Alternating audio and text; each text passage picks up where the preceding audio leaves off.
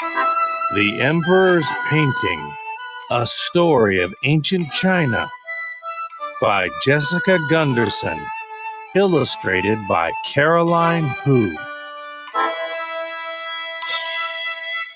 Chapter 1. Master Lin Cho said, "I am afraid for you, Han Li." "Afraid? Why? There is nothing that scares me," I boasted. "There is nothing I cannot conquer." Lin Cho nodded and replied, "Yes, that is why I am afraid." I ignored him. Instead, I stared at the painting on the wall that Lin Cho was making for Emperor Huizong. The painting was a landscape on a paper scroll. At the top of the scroll, Lin Cho was writing a poem in calligraphy. The emperor often asked Lin Cho to paint landscapes for him. Lin Cho was known as a great master in Kaifeng, but I knew better. He was no smarter than the birds the fishermen used to catch fish. The fishermen tied string around a bird's throat so it could not swallow. When the bird caught a fish in its beak, it would have to spit the fish out into the fisherman's boat. But seconds later, the bird would stick its head into the water again, scoop up a fish, and try to swallow. No matter how many fish the bird caught, its stomach was still empty. The bird never learned, just like Lin Cho. Lin Cho stepped toward the painting. He was to present it to Emperor Huizong in time for the New Year celebration at the palace. But he wasn't even close to being finished, and the New Year celebration began tomorrow.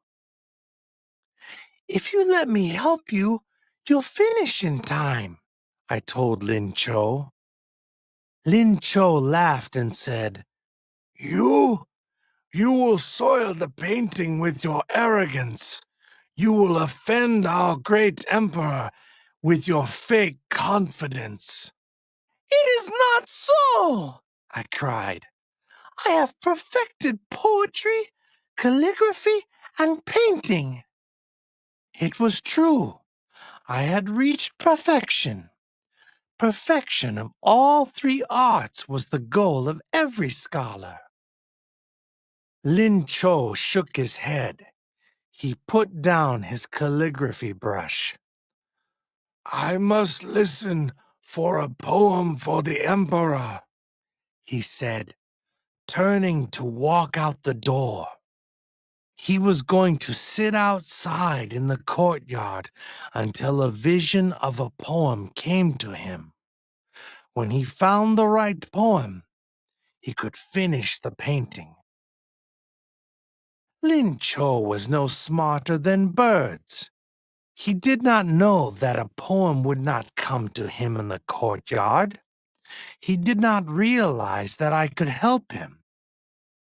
Like everyone in Kaifeng, I had once believed that Lin Cho was a great master.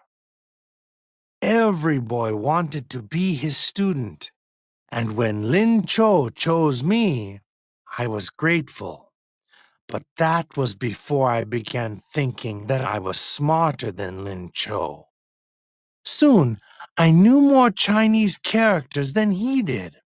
My poems amazed anyone who heard them. My paintings were the most magnificent in Kaifeng. "I should be the one teaching you," I had once told Lin Cho proudly. Lin Cho only shook his head. He was too stubborn to listen to me. He was always too stubborn to listen to me. Darkness settled into the room, but Lin Cho did not return from the courtyard. Finally, I went out to find him. Lin Cho! I called. He was leaning against a wall. When I approached him, he did not rise. I reached out and shook his shoulder.